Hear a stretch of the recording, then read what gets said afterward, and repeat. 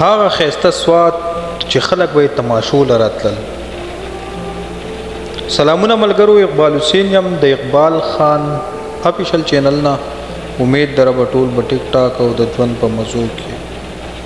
د تیرو 2 ورځو نه چې کم سیلاب راغلی دی په سوات باندې او کومه تباهي کړې ده او کوم نقصان یې کړی، نو هغه تاسو په میډیا باندې لیدلی. بس زه به دا ووایم چې یاره دا د الله د طرفه په مونږ یو عذاب دی. په 2010 کې چې کم سیلاب راغلی نو د هغې نه دا ډېر سیوا دی.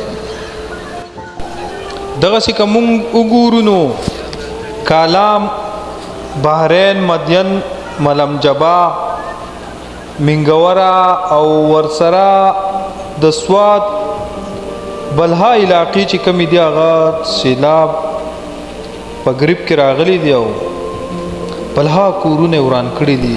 مرګرو که تاسو دې بلډینګ ته وګورئ نو ډېر ښایسته بلډینګ دی، خو لږ ساعت پس په دا راپریوځي او راپریوتو. دغسې بلها لا تعداده کورونه سیند ویوړل، روډونه وچاودلی شو، انسانان سیند ویوړل، زناور په سیند کې لاو شو. په دغه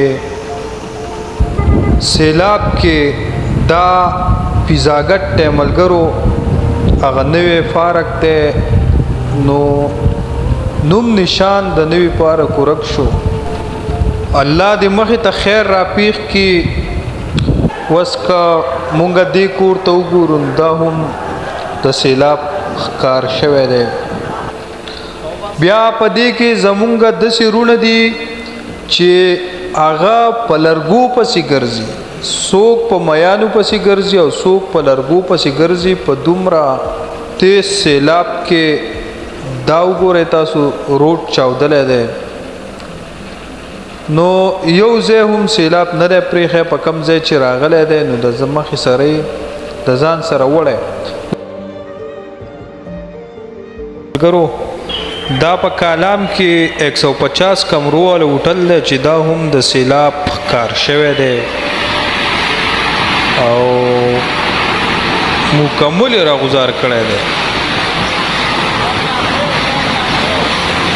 نو الله دې په مونږ ټولو باندې خصوصي خپل رحم وکړي. او بیا زه خپل دغې وروڼو ته وایم چې یاره داسې حرکتونه مه کوئ، د اوبو سره لبې نه کېږي. دی اوس لرګی راوباسي، د لرګي غم اخیستی دی. بیا مونږ انتظامیه او حکومت ټارګټ کوو چې یاره پلانکي ځای ته یې ځان روانه رسوه.